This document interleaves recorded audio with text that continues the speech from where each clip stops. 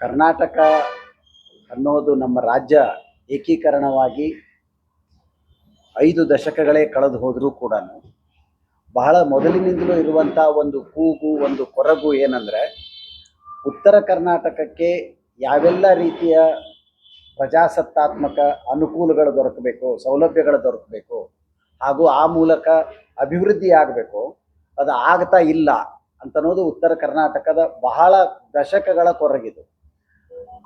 ಅದನ್ನ ಆಧಾರವಾಗಿ ಇಟ್ಕೊಂಡ್ಬಿಟ್ಟು professor M Govinda Rao ಅವರು ಕರ್ನಾಟಕ ಪ್ರಾದೇಶಿಕ ಅಸಮತೋಲನ ನಿವಾರಣಾ ಸಮಿತಿಯ ಅವರೇನೊಂದು ವರದಿಯನ್ನು ತಯಾರು ಮಾಡಿದರು. ಅದರ ಹಿನ್ನೆಲೆಯೊಳಗೆ ನಾವು ಕರ್ನಾಟಕ ವಿದ್ಯಾವರ್ಧಕ ಸಂಘದೊಳಗೆ ಬರುವ 27ರಂದು, ಜೂನ್ 27ರಂದು ಒಂದು ಇಡೀ ದಿವಸದ ಚಿಂತನಾ ಸಮಾವೇಶವನ್ನು ಆಯೋಜನೆ ಮಾಡ್ತಾ ಇದ್ದೀವಿ. ಮುಖ್ಯವಾಗಿ ಎಲ್ಲ ಉತ್ತರ ಕರ್ನಾಟಕದ ಜನಪ್ರತಿನಿಧಿಗಳನ್ನು ಕರೆದು, ಹಾಗೂ ಅಭಿವೃದ್ಧಿ ಕಾರ್ಯಗಳಲ್ಲಿ ತೊಡಗಿರುವವರು, ರಾಜಕೀಯದೊಳಗೆ ತೊಡಗಿರುವವರು, ನಾವೆಲ್ಲರನ್ನೂ ಒಂದ್ಸಲ ಇಲ್ಲಿ ಕರ್ನಾಟಕ ವಿದ್ಯಾವರ್ಧಕ ಸಂಘಕ್ಕೆ ಕರೆದುಬಿಟ್ಟು ಅವ್ರ ಜೊತೆ ಒಂದು ಇಡೀ ದಿವಸದ ಕಾರ್ಯಕ್ರಮದ ರೂಪದೊಳಗೆ ಯಾವೆಲ್ಲ ರೀತಿಯಿಂದ ಈ ಅಸಮತೋಲನ ಇನ್ನೂ ಮುಂದುವರ್ಕೊಂಡು ಹೊಂಟಿದ್ದದೆ ಅಂತನ್ನೋದು, ಅದು ಮೂಲ ಸೌಕರ್ಯಗಳ ವಿಷಯ ಆಗಿರ್ಬೋದು, ಕೃಷಿ ಹಾಗೂ ನೀರಾವರಿ ಆಗಿರ್ಬೋದು, ಸ್ತ್ರೀ ಸಬಲೀಕರಣದ ಸಂಗತಿ ಆಗಿರ್ಬೋದು, ಶಿಕ್ಷಣದ ವಿಷಯದ ಕುರಿತಂತೆ, ಆರೋಗ್ಯ ಸೇವೆಗಳ ವಿಷಯದ ಕುರಿತಂತೆ, ಹೀಗೆ ಆಡಳಿತ ಕ್ಷೇತ್ರದ ಕುರಿತಂತೆ, ಹೀಗೆಲ್ಲ ಕ್ಷೇತ್ರಗಳನ್ನು ನಾವು ಆ ದಿವಸ ಚರ್ಚೆ ಮಾಡೋದು. ಚರ್ಚೆಗೆ ಸಂಪನ್ಮೂಲ ವ್ಯಕ್ತಿಗಳನ್ನು ಬೇರೆ ಬೇರೆ ಪ್ರದೇಶಗಳು, ಬೇರೆ ಬೇರೆ ದೂರದಿಂದ ಕೂಡ ಕರೆದಿದ್ದೀವಿ. ಜೊತೆಗೆ ಆ ಬಂದಂತಹ ಜನಪ್ರತಿನಿಧಿಗಳ ಜೊತೆ ಮುಕ್ತವಾದಂಥ ಚರ್ಚೆ ಇರ್ತದೆ. ನಮ್ಮ ಗುರಿ ಏನು ಅಂತಂದರೆ, ನಮ್ಮ ಆಶಯ ಏನು ಅಂತಂದರೆ, ಬರಲಿರುವ ವಿಧಾನಸಭೆಯ ಸಮಾವೇಶದೊಳಗೆ ಉತ್ತರ ಕರ್ನಾಟಕದ ಈ ಸಮಸ್ಯೆಗಳ ಬಗ್ಗೆ ಜನಪ್ರತಿನಿಧಿಗಳು ಧ್ವನಿ ಎತ್ತಬೇಕು. ಯಾಕೆ ಈ ಅಸಮತೋಲನ ಹೀಗೆ ಮುಂದುವರ್ಕೊಂಡು ಹೊರಟಿದ್ದಾರೆ, ಏನು ಮಾಡಬಹುದು, ನಮ್ಮ ಚುನಾಯಿತ ಪ್ರತಿನಿಧಿಗಳು ಹಾಗೂ ಮಹತ್ವದ ಅಧಿಕಾರದ ಸ್ಥಾನದೊಳಗಿರುವವರು ಈ ಕುರಿತು ಸಾಕಷ್ಟು ತಯಾರಿ ಮಾಡ್ಕೊಳ್ಳಿಕ್ಕೆ ಮತ್ತು ಸರಿಯಾಗಿ ಪ್ರಾತಿನಿಧ್ಯ ಕೊಡ್ಲಿಕ್ಕೆ ಅವ್ರಿಗೆ ಅನುಕೂಲ ಆಗೋ ಹಾಗೆ ನಾವು ಒಂದು ಇದನ್ನು ಮಾಡ್ತಾ ಇದ್ದೀವಿ. ಕರ್ನಾಟಕ ವಿದ್ಯಾವರ್ಧಕ ಸಂಘ ಮೊದಲಿನಿಂದಲೂ ಏನು ಕನ್ನಡಕ್ಕಾಗಿ, ಕನ್ನಡದ ನಡೆ ನುಡಿ, ಮುಂಬರುವ ಅಧಿವೇಶನದೊಳಗೆ ಉತ್ತರ ಕರ್ನಾಟಕಕ್ಕೆ ಏನು ಸಿಗಬೇಕಾಗಿದ್ದದೆ ಮತ್ತು ಯಾಕೆ ಸಿಗ್ತಾ ಇಲ್ಲ, ಎಲ್ಲಿ ವೈಫಲ್ಯ ಇರೋದು, ವೈಫಲ್ಯದ ಕಾರಣಗಳೇನು, ಇವೆಲ್ಲದರ ಕುರಿತಾಗಿ ಒಂದು ಇಡೀ ದಿವಸದ ಸಮಗ್ರವಾದಂಥ ಒಂದು ಚಿಂತನಾ ಸಮಾವೇಶವನ್ನು ನಾವು ಹಮ್ಮಿಕೊಂಡಿದ್ದೀವಿ ಬರುವ 27ರಂದು. ಅದಕ್ಕೆ ಪೂರ್ವಭಾವಿಯಾಗಿ ಕರೆದಿರುವಂತಹ ಪತ್ರಿಕಾಗೋಷ್ಠಿ. ಮಾಧ್ಯಮದ ಮಿತ್ರರೊಳಗೆ ವಿನಂತಿ ಏನು ಅಂದರೆ, ಈಗ ಸದ್ಯಕ್ಕೆ ನಾವು ನಿಮಗೆ ಅದರ ವಿವರಗಳನ್ನು, ಇದು ಕೇವಲ ಕರಡು ಮಾತ್ರ ನಾವು ಕೊಡ್ತಾ ಇರೋದು, ಸ್ವಲ್ಪ ಇನ್ನೂ ಬದಲಾವಣೆ ಮಾಡ್ಕೊಳ್ಬೋದು ಇದರೊಳಗೆ, ಸಂಪನ್ಮೂಲ ವ್ಯಕ್ತಿಗಳ ಲಭ್ಯತೆ ಇತ್ಯಾದಿಗಳ ಕುರಿತು. ಆ ದಿವಸ ಮೊದಲಿಗೆ ಇವತ್ತಿನ ಈ ಪತ್ರಿಕಾಗೋಷ್ಠಿಯ ಆಧಾರದ ಮೇಲೆ ನೀವು ನಾಳೆ ನಿಮ್ಮ ಪತ್ರಿಕೆಗಳಲ್ಲಿ ಇದಕ್ಕೆ ಸಾಕಷ್ಟು ಸರಿಯಾದಂತಹ ಒಂದು ಏನು ಜಾಗ ಕೊಡಬೇಕು, ಅದು ಜನರಿಗೆ ಗೊತ್ತಾಗೋ ಹಾಗೆ ಮಾಡಬೇಕು. ಹಾಗೂ 27ನೇ ತಾರೀಕು ತಾವೆಲ್ಲರೂ ಬರಬೇಕು ಅಂತ ವಿನಂತಿ. ಇನ್ನೂ ಹೆಚ್ಚಿನ ವಿವರಗಳನ್ನು ಕಾರ್ಯಾಧ್ಯಕ್ಷರಾಗಿರುವಂತಹ ಬಸವಪ್ರಭು ಹೊಸಕೋರಿ ಅವರು ಹಂಚ್ಕೊಳ್ತಾರೆ. 1956ರೊಳಗೆ ನಾವು ಈ ಪ್ರದೇಶದ ಕನ್ನಡಿಗರು ಮೈಸೂರು ರಾಜ್ಯಕ್ಕೆ ಸೇರುವುದಕ್ಕಿಂತ ಮುಂಚೆ 1954ರೊಳಗನ ಒಂದೊಮ್ಮೆ ಈ ಪ್ರದೇಶಗಳು ಮೈಸೂರು ರಾಜ್ಯಕ್ಕೆ ಸೇರಿದ್ರೆ, ಅಂದ್ರೆ ಹೈದರಾಬಾದ್ ಕರ್ನಾಟಕ ಅಂತ ಏನು ಕರಿತಿದ್ದೀವಿ, ಇವತ್ತಿನ ಕಲ್ಯಾಣ ಕರ್ನಾಟಕ, ನಾವು ಕಿತ್ತೂರು ಕರ್ನಾಟಕ, ಇವು ಮೈಸೂರು ರಾಜ್ಯಕ್ಕೆ ಸೇರಿಸಲ್ಪಟ್ಟರೆ ಇದರ ಪರಿಣಾಮ ಏನಾಗಬಹುದು ಅನ್ನುವಂಥದ್ದನ್ನು ಲಕ್ಷ್ಯ ವಹಿಸೋದ್ರ ಸಲುವಾಗಿ ಒಂದು ಶೇಷಾದ್ರಿ ಸಮಿತಿಯನ್ನು ಮೈಸೂರು ರಾಜ್ಯದೊಳಗೆ ಸ್ಥಾಪನೆ ಮಾಡಿದರು. ಆ ಶೇಷಾದ್ರಿ ಸಮಿತಿಯವರು ವರದಿ ಕೊಟ್ಟರು 1954ರೊಳಗನ ಈ 8 ಜಿಲ್ಲೆಗಳು, ಆಗಿನ 8 ಜಿಲ್ಲೆಗಳು, ಹೈದರಾಬಾದ್ 4 ಮತ್ತು ಬೆಳಗಾವಿ 4, ಈ ಕಂದಾಯ ವಿಭಾಗದ ಜಿಲ್ಲೆಗಳು ಮೈಸೂರಿಗೆ ಸೇರಿದರೆ ಅದರ ಪರಿಣಾಮ ಏನಾಗಬಹುದು ಅಧ್ಯಯನ ಮಾಡಿದರು. ಆ ಅಧ್ಯಯನದೊಳಗೆ ಅವ್ರು ಏನು ಮಾಡಿದರು ಅಂದ್ರೆ ಈ ವಿಷಯ ಯಾಕೆ ಇಷ್ಟು ಗಂಭೀರ ವಿಷಯದ ಚಿಂತನೆ ನಮ್ಮಲ್ಲಿ ಈ ಸಮಾವೇಶನ ಮಾಡಕತ್ತೀವಂದ್ರೆ, ಅದರೊಳಗೆ ಒಂದೊಮ್ಮೆ ಇದನ್ನು ಸೇರಿಸಿದ್ರೆ ನಾವು ಅಧಿಕಾರದ ಸಮ ವಿಕೇಂದ್ರೀಕರಣ ಆಗಬೇಕು ಅಂತಿದ್ರೆ ಧಾರವಾಡದೊಳಗೆ ಹೈಕೋರ್ಟ್ ಪೀಠ ಆಗಬೇಕು, ರಾಜಧಾನಿ ಬೆಂಗಳೂರು ಆಗಬೇಕು ಅಂತ ವರದಿ ಕೊಟ್ಟರು. ಅವಾಗೆ ಕೊಟ್ಟಿದ್ದು 54ರೊಳಗೆ. ಇದು ಹೈಕೋರ್ಟ್ ಪೀಠದ ಬೇಡಿಕೆ ಇತಿಹಾಸ ಅಂತ ಹೇಳಿ ನಾವೊಂದು ಪುಸ್ತಕ ಬರ್ದೇನಿ, ಆ ಪುಸ್ತಕದೊಳಗೆ ಇದ್ರ ರೆಫರೆನ್ಸ್ ಐತಿ. ಅವಾಗ ಕೊಟ್ಟಿದ್ರು. ಆದ್ರೆ ಇದ್ರ ಜೊತೆಗೆ ಬೇರೆ ಬೇರೆ ಪ್ರದೇಶದೊಳಗ ನಮ್ಮ ಅಧಿಕಾರದ ಕೇಂದ್ರಗಳು ಹೇಗೆ ವಿಕೇಂದ್ರೀಕೃತ ರೀತಿ ಒಳಗಾದ್ರೆ ಯಾರಿಗೂ ಅಸಮಾಧಾನ ಉಳಿಯುವುದಿಲ್ಲ. ಶೇಷಾದ್ರಿ ಮೈಸೂರಿನವರಾಗಿದ್ರು, ಮೈಸೂರು ಸರ್ಕಾರದ ವತಿಯಿಂದ ಇದು ಸಮಿತಿ ರಚನೆ ಆಗಿದ್ರು ಸಹಿತ ಗೋಕಾಕ್ ವರದಿ ಗತೆನ ಅದು ಒಂದು ಅವ್ರೇನೋ ಪ್ರಿಜುಡೈಸ್ ಆಕಾರ ಅಂತೇಳಿ ಗೋಕಾಕ್ ವರದಿಯನ್ನು ನಾವು ಗೋ ಬ್ಯಾಕ್ ಅಂತ ಏನು ಅಂದಿದ್ವಿ, ಅದ್ರ ಪ್ರಿಜುಡೈಸ್ ಆಗ್ಲಿಲ್ಲ, ನಮ್ಮ ಪರವಾಗಿ ಹೆಂಗ್ ಕೊಟ್ರು ಹಂಗ ಶೇಷಾದ್ರಿ ಅವರು ಕೂಡ ಮೈಸೂರು ಪ್ರಾಂತ ಅನ್ನುವಂಥದ್ದು ಏನೈತಿ, ಮೊದಲು ಮೈಸೂರು ರಾಜ್ಯ ಅದು ಈಗಾಗಲೇ ರಾಜರ ಆಳ್ವಿಕೆಗೆ ಒಳಪಟ್ಟದ್ರಿಂದ ಅದು ಸಮೃದ್ಧವಾಗಿ ಎಲ್ಲ ಇದ್ರೊಳಗ ಬಹುತೇಕ ಅಭಿವೃದ್ಧಿ ಆದದ್ದೇ. ಇದು ನಾವು ದಕ್ಷಿಣ ಮಹಾರಾಷ್ಟ್ರದವರಾಗಿ ಅವಗಣನೆಗೆ ಒಳಪಟ್ಟಿದ್ವಿ. ಮೊದಲು ನಿಜಾಮ ದಕ್ಷಿಣದವರಾಗಿ ಅವರು ಗುಲ್ಬರ್ಗಾ ಭಾಗದವರು ಅವಗಾಹನೆಗೆ ಒಳಪಟ್ಟಿದ್ರು, ಅಲಕ್ಷ್ಯಕ್ಕೆ ಒಳಪಟ್ಟಿದ್ರು.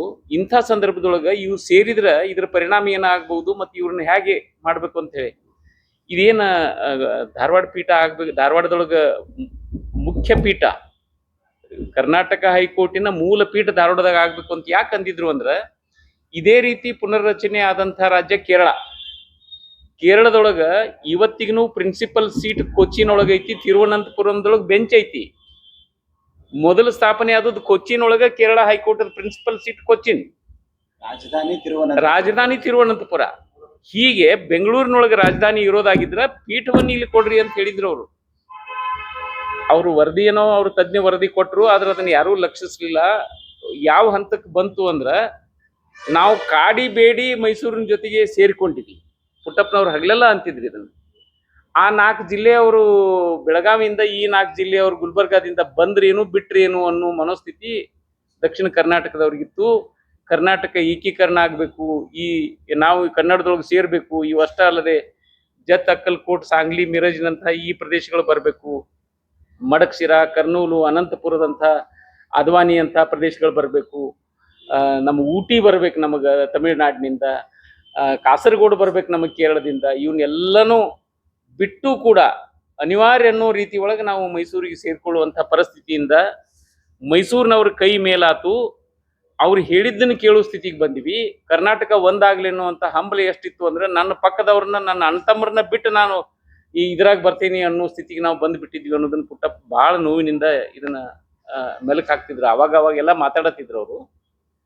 ಇವತ್ತಿನ ಸ್ಥಿತಿ ಏನು ಅಂತಂದ್ರ, ನಾವು ಉತ್ತರ ಕರ್ನಾಟಕದ ಭಾಗ ಇದು ಅಲಕ್ಷ್ಯಕ್ಕೊಳಗಾಗೈತಿ ಅಂದ್ರೆ ಎಷ್ಟು ಮಂದಿ ಉತ್ತರ ಕರ್ನಾಟಕದವರು ಮುಖ್ಯಮಂತ್ರಿ ಆಗ್ಯಾರ ಅಂತ ನೋಡಿದ್ರೆ ಹೆಚ್ಚಿನವರು ಉತ್ತರ ಕರ್ನಾಟಕದವರು ಮುಖ್ಯಮಂತ್ರಿ ಆಗ್ಯಾರ. ಅರ್ಧದಕ್ಕಿಂತ ಹೆಚ್ಚಂತೂ ಮಂತ್ರಿ ಉತ್ತರ ಕರ್ನಾಟಕದವರು ಮುಖ್ಯಮಂತ್ರಿ ಅದಾರ. ಆದ್ರೂ ನೀವು ಯಾಕೆ ಸುಧಾರಿಸಲಿಲ್ಲ? ನಿಮ್ಮ ಶಾಸಕರು ಇಲ್ಲಿ ಬಂದು ಏನ್ ಮಾಡಿದ್ರು? ಉತ್ತರ ಕರ್ನಾಟಕದ ಅಭಿವೃದ್ಧಿ ಬಗ್ಗೆ ಏನ್ ಕೆಲಸ ಮಾಡಿದ್ರು? ನಾವು ನಿಮಗೆ ಅನ್ಯಾಯ ಮಾಡಿವಲ್ಲ, ಸರಿ, ನೀವೇನ್ ಮಾಡ್ತಿದ್ರಿ? ಇಟ್ಟು ದಿವ್ಸ ಯಾಕೆ ಮಲ್ಕೊಂಡಿದ್ರಿ ಅನ್ನುವಂಥ ಮಾತುಗಳು ಅಲ್ಲಿ ಕೇಳಿ ಬರ್ತಾವ. ನಾವು ಹೈಕೋರ್ಟ್ ಪೀಠದ ಸಲುವಾಗಿ ಹೋದಾಗ ಬೆಂಗಳೂರಿಗೆ ಏನು ಚಳವಳಿ ಹೋಗ್ತಿದ್ವಿ, 8-10 ವರ್ಷ ಹೋರಾಟ ಮಾಡಿದ್ವಿ. ಆ ಚಳವಳಿ ಸಂದರ್ಭದೊಳಗೆ ಏನದು ಬೆಂಚ್ ಅಂದ್ರೆ ಏನು, ಕಟ್ಗಿ ಬೆಂಚ್ ಏನ್ರಿ ಅದ ತಗೊಂಡು ಹೋಗಾಕ ಅಂತ ಹೇಳಿ ಇಲ್ಲೇ ಪ್ರಾಕ್ಟೀಸ್ ಮಾಡಿದ್ ಹೋದು ವಕೀಲರ ಅಲ್ಲಿ ಪ್ರಾಕ್ಟೀಸ್ ಎಸ್ಟಾಬ್ಲಿಷ್ ಮಾಡಿದ್ರಲ್ಲ, ಇದ್ದ ಊರ ಅವ್ರು ಅಲ್ಲಿದ್ದು ನಮ್ಗೆ ಹಿಂಗೆ ಮಾತಾಡ್ತಿದ್ರು ಅವ್ರು. ಇಂಥ ಅವಹೇಳನ ಉತ್ತರ ಕರ್ನಾಟಕದ ಬಗ್ಗೆ ಯಾರೇ ನಾವು ಮಾತಾಡಿದ್ರು ಸಹಿತ ಇದನ್ನ ನಾವು ಎದುರಿಸುವಂತ ಸಂದರ್ಭದೊಳಗೆ ನಾವು ಇದ್ದೇವೆ.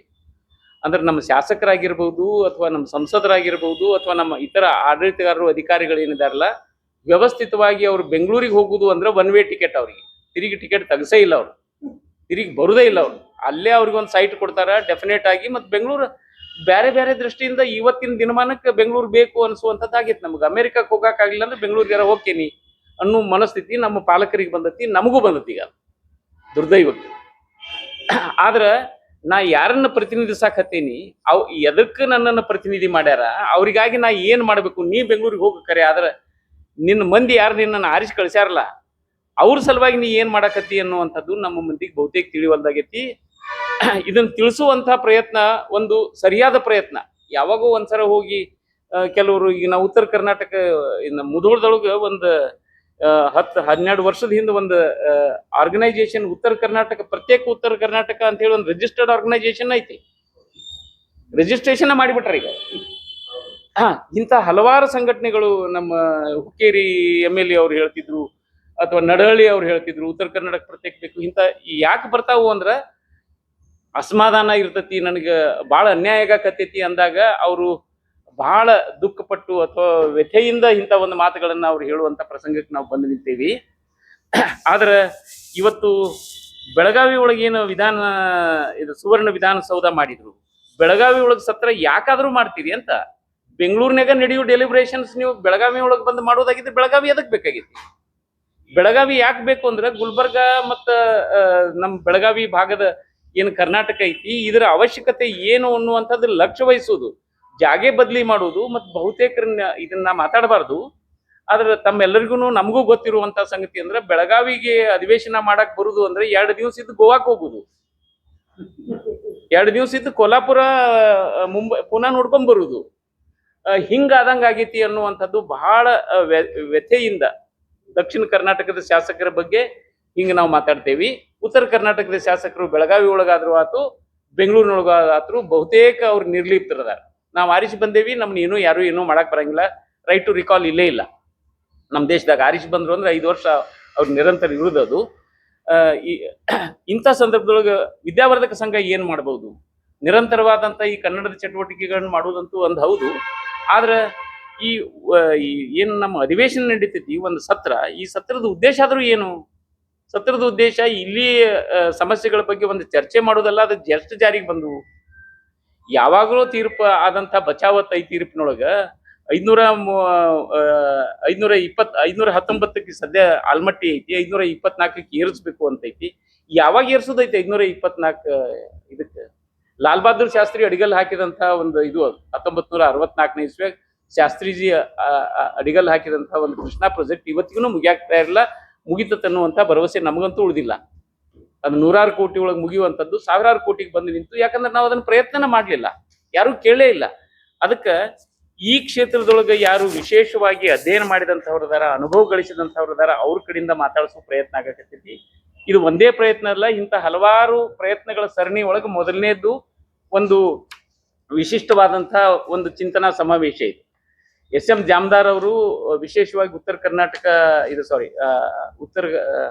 ಅಪರ್ ಕೃಷ್ಣಾ ಮೇಲ್ದಂಡೆ ಸಲುವಾಗಿ ಅವರು ಅದರದ ಮುಖ್ಯಸ್ಥರಾಗಿ ಆ ಕೃಷ್ಣಾ ಮೇಲ್ದಂಡೆ ಯೋಜನೆಯನ್ನ ಜಾರಿ ಹಂತದೊಳಗಿದ್ದವರು. ಜಾಮದಾರ್ ಅವ್ರು ಇರ್ಲಿಲ್ಲ ಅಂದ್ರೆ ಜಾಗತಿಕ ವಿಶ್ವ ಬ್ಯಾಂಕ್ ಏನೈತಿ, ನಾನು ನಿಮಗೆ ಹಣಕಾಸಿನ ಸಹಾಯನ ಕೊಡೋದಿಲ್ಲ, ಜಾಮದಾರ್ ಇದ್ರ ಕೊಡ್ತೇವಿ ಅನ್ನುವಂಥದ್ದು ದೇವೇಗೌಡರು ಮುಖ್ಯಮಂತ್ರಿ ಇದ್ದಾಗ ಏನೊಂದು ನಿರ್ದೇಶನ ಹೊರಡಿಸಿದ್ರು. ಅವರು ತಮ್ಮ ಕಾಲ ಮಿತಿಯೊಳಗ ಅವ್ರು ಏನೇನು ಕೆಲಸ ಮಾಡಬೇಕು ಅವ್ರು ಮಾಡಿದ್ರು. ಮತ್ತು ಅವರು ನಮ್ಮ ರಾಜ್ಯ ಸರ್ಕಾರದ ಮುಖ್ಯ ಕಾರ್ಯದರ್ಶಿಯಾಗಿಯೂ ಕೂಡ ಕೆಲಸ ಮಾಡಿದಂಥವ್ರಿದ್ದಾರೆ. ವಿಶೇಷವಾಗಿ ಉತ್ತರ ಕರ್ನಾಟಕದ ಬಗ್ಗೆ ಕಾಳಜಿ ಉಳ್ಳಂಥವ್ರಿದ್ದಾರೆ. ಅವರು ದಿಕ್ಸೂಚಿ ಭಾಷಣ ಮಾಡ್ತಾರ.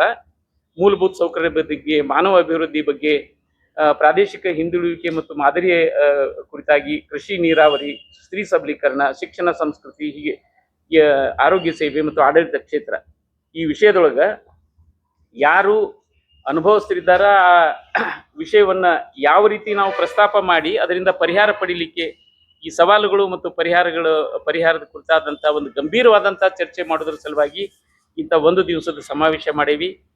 ಪ್ರತಿನಿಧಿಗಳನ್ನು ನಾವು ಆಹ್ವಾನ ಮಾಡೇವಿ. ಒಂದು ಬಿಟ್ಟು 2 ಸರಿ ಅವರಿಗೆ ನಾವು ವಿನಂತಿ ಮಾಡಿಕೊಂಡೇವಿ.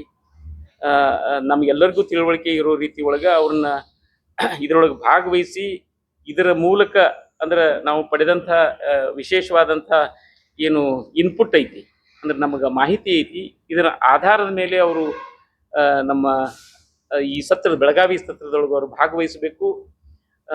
ಈ ಕುರಿತಾದಂಥ ಚರ್ಚೆ ಆಗಬೇಕು ಮತ್ತು ಇದರ ಜಾರಿಗಾಗಿ ಪ್ರಯತ್ನ ಆಗಬೇಕು ಅನ್ನುವಂಥದ್ದು ವಿದ್ಯಾವರ್ಧಕ ಸಂಘದ ಈ ಚಿಂತನಾ ಸಮಾವೇಶದ ಮೂಲ ಅಪೇಕ್ಷೆ. ಇದಿನ್ನೂ ಕರಡಿರೋದ್ರಿಂದ ಇದ್ರೊಳಗೆ ಒಂದು 2-3 ಬದಲಾವಣೆ, ಅಧ್ಯಕ್ಷರನ್ನ ಈ ತಮಗೆ ಕೊಟ್ಟಂತ ಕರಡಿನೊಳಗೆ ಅಧ್ಯಕ್ಷತೆಯನ್ನು ನಮ್ಮ ಚಂದ್ರಕಾಂತ್ ಬೆಲ್ಲದ್ ಸರ್ ಅದರ ಅಧ್ಯಕ್ಷತೆ ವಹಿಸೋರಿದ್ದಾರೆ, ಅದನ್ನು ನಾವು ನಮೂದು ಮಾಡಿಲ್ಲ. ನಂಜುಂಡಪ್ಪ ಸಮಿತಿ ಎಷ್ಟು ಜಾರಿ ಆಯ್ತು ಅನ್ನುವಂಥದ್ದು ಈ ನಿವಾರಣಾ ಸಮಿತಿ ಮತ್ತೊಂದು ಗೋವಿಂದರಾಜ್ ಸಮಿತಿಯ ವರದಿ ಹಿನ್ನೆಲೆಯೊಳಗೆ ನಾವು ಈ ಸದ್ಯ ಎಲ್ಲಿ ನಿಂತೇವಿ ಅನ್ನುವಂಥದ್ರದ್ದು ಒಂದು ಪರಾಮರ್ಶೆ ಆಗಬೇಕು ಅನ್ನುವಂಥದ್ದು ಈ ಪ್ರಾದೇಶಿಕ ಅಸಮತೋಲನ ಮತ್ತು ಅಖಂಡ ಕರ್ನಾಟಕ. ಇದನ್ನ ಈ ಟೈಟಲ್ ಯಾಕೆ ಮಾಡೀವಿ ಅಂದ್ರೆ ಅಖಂಡ ಕರ್ನಾಟಕ ಅನ್ನುವಂಥದ್ದು ಪ್ರಾದೇಶಿಕ ಸಮತೋಲನೆ ಮೇಲೆ ನಿಂತಂಥ ವಿಷಯ. ಸಮತೋಲನ ಇರಲಿಲ್ಲ ಅಂದ್ರೆ ಅಖಂಡ ಕರ್ನಾಟಕದ ಭಾವನೆಗೆ ಅಥವಾ ಆ ಏನು ತತ್ವಕ್ಕೆ ಧಕ್ಕೆ ಬರುವಂಥ ಸಂದರ್ಭ ಇರೋದ್ರಿಂದ ನಾವು ವಿಭಿನ್ನವಾಗಿ ಮಾತಾಡಬಾರ್ದು ಪ್ರಾರಂಭದೊಳಗೆ. ಆದ್ರೆ ಸಮತೋಲನ ಆಗಬೇಕು ಅನ್ನೋ ದೃಷ್ಟಿಯಿಂದ ಇಂಥ ಒಂದು ವಿಷಯವನ್ನು ನಾವು ಹಮ್ಮಿಕೊಂಡೇವಿ. ಇದ್ರ ಜೊತೆಗೆ ಶಾಸಕರು ಶಾಸಕರು ಬರಬೇಕು ಅನ್ನುವಂಥ ಅಪೇಕ್ಷೆಯೊಟ್ಟಿಗೆ ಇತರೆ ಹಿರಿಯರು ಆಸಕ್ತರು ಇದರೊಳಗೆ ಈ ಚರ್ಚೆ ಒಳಗೆ ಪಾಲ್ಗೊಂಡು ಒಂದು ನಿರ್ದಿಷ್ಟವಾದಂಥ ನಮ್ಮ ಏನು ಅವಶ್ಯಕತೆಗಳದಾವು, ಇಲ್ಲಿವರೆಗೆ ಎಲ್ಲಿ ಬಂದು ನಿಂತೇವೆ, ಮುಂದೆ ಹೆಂಗೆ ಹೋಗೋದು ಅನ್ನೋದ್ರ ಚರ್ಚೆ ಆಗುವಂಥದ್ದರದ್ದು ಒಂದು ಅವಕಾಶ ಇದನ್ನು ವಿದ್ಯಾವರ್ಧಕ ಸಂಘ ಮಾಡಿ. ಅದರ ಪ್ಯೂನನ್ ಕೇಳಿ ಹೋಗವ, ಇಲ್ಲಿ ಡಿ ಸಿ ಅವ, ಆದ್ರೆ ಅಲ್ಲಿ ಮಾತ್ರ ಅವ ಪ್ಯೂನನ್ ಪರ್ಮಿಷನ್ ಬೇಕು ಅವಾಗ. ಆ ರೀತಿ ಒಳಗೆ ಕೆಲಸ ನಡೆಯೋ ಹೊತ್ನ್ಯಾಗ ಅವ್ರಿಗೆಲ್ಲ ಸೌಲಭ್ಯ ಸಿಗ್ತಾವೆ. ಎಲ್ಲ ಶಾಸಕರಿಗೆ ಇಮೇಲ್ ಮೂಲಕ ಒಮ್ಮೆ ಪತ್ರ ಕಳಿಸಿದ್ರು. ಭಾಳಷ್ಟು ಶಾಸಕರ ಇಮೇಲ್ಗಳು ತುಂಬಿಲ್ಲ, ಅವರು ಇಲ್ಲ ಅಂತಂದ್ರೆ ಅದಕ್ಕೆ ಮತ್ತೆ ಆ ಲೆಟರನ್ನು ಸ್ಪೀಡ್ ಪೋಸ್ಟ್ನೊಳಗೆ 40 ರೂಪಾಯಿದಂಗೆ ಒಂದು ಹಾಕಿ ಎಲ್ಲ ಉತ್ತರ ಕನ್ನಡ ರಿಪ್ಲೈ ಮಾಡಿದ್ದಾರೆ. ಯಾರೊಬ್ಬರು ರಿಪ್ಲೈ ಮಾಡಿದ್ದಾರೆ. ನಾನು ನಿನ್ನೆ ಕೂತ್ಕೊಂಡು ಒಂದು 50 ಮಂದಿ MLAಗಳಿಗೆ ಫೋನ್ ಮಾಡಿದೆ. 50 ಮಂದಿ MLAಗಳಿಗೆ ಫೋನ್ ಮಾಡಿದ್ರೆ ಅದ್ರಾಗ ಒಂದು 6 ಜನ ರಿಪ್ಲೈ ಮಾಡಿದ್ರು. ನೋಡ್ತೀವಿ ರೀ, ಬರಿ ಮಾಡ್ತೀವಿ ಅಂತಕೊಂಡು. ಅದ್ರಾಗ ಒಬ್ಬರು ಬಯ್ಯಾಪುರ ದರ್ಶನಾಪುರ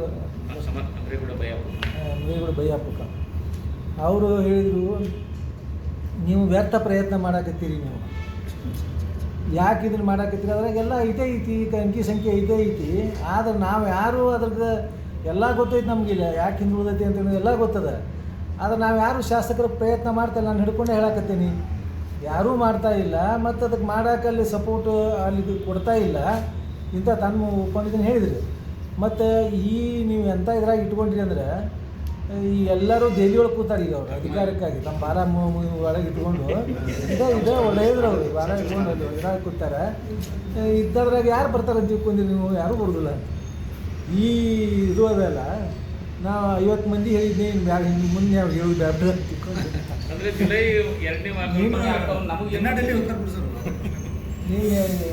ಎಲ್ಲಿದರಿ ಅಂತ ಕೇಳಿದ್ರಿ ಅಂತ. ಆಯ್ತು ಇಂಥ 5 ರೂಪಾಯಿ ಇದು ಬರ್ರಿ ಅಂತ ಹೇಳಿದ್ರು.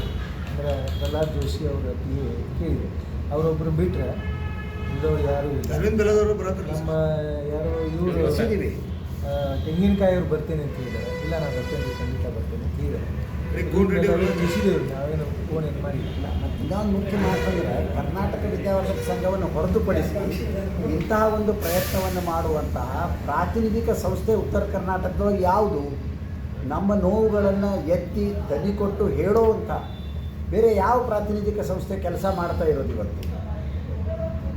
ಹಾಗಾಗಿ ಕರ್ನಾಟಕ ವಿದ್ಯಾವರ್ಧಕ ಸಂಘ ಇದು ನಮ್ಮ ಜವಾಬ್ದಾರಿ ಅಂತ ಎತ್ಕೊಂಡ್ಬಿಟ್ಟು ನಾವು ಪ್ರಯತ್ನ ಮಾಡ್ತಾ ಇದ್ದೀವಿ. ಕರ್ನಾಟಕ ವಿದ್ಯಾವರ್ಧಕ ಸಂಘದ ಕಡೆ ಈ ಎಲ್ಲ ಶಾಸಕರು ಎಷ್ಟು ಮಹತ್ವ ಕೊಟ್ಟು ನೋಡ್ತಾರೆ, ನೋಡೋದಿಲ್ಲ ಅನ್ನೋದು ಸ್ಪಷ್ಟ ಆಗ್ತದೆ. ಎಲ್ಲಿ ಕರ್ನಾಟಕ ವಿದ್ಯಾವರ್ಧಕ ಸಂಘ ನಾವ್ಯಾಕೆ ನಿಮಗೆ ಬೆಲೆ ಕೊಟ್ಟು ಬರಬೇಕು ಅನ್ನುವಂಥ ಮನೋಭಾವದವರು ಇರಬಹುದು. ಆದರೆ ನಾವು ಪ್ರಯತ್ನ ಮಾತ್ರ ಮಾಡ್ತಾನೆ ಇರಬೇಕು. ನಮ್ಮ ಈ ಒಟ್ಟು ಏನು ಅದು ಪರಿಹಾರ ಆಗಿರ್ಬೋದು, ಏನು ಇಡುವಾಗಿದೆ ಅದಕ್ಕೆ ಏನನ್ನು ಈ ಸಭೆ, ಚಿಂತನಾ ಸಭೆ ಸೂಚಿಸಿದೆ ಅನ್ನೋದನ್ನು ಒಂದು ವರದಿಯಾಗಿ ಸರ್ಕಾರಕ್ಕೆ ಸಲ್ಲಿಸುವಂಥ ಕೆಲಸ ಮಾಡ್ತೀವಿ.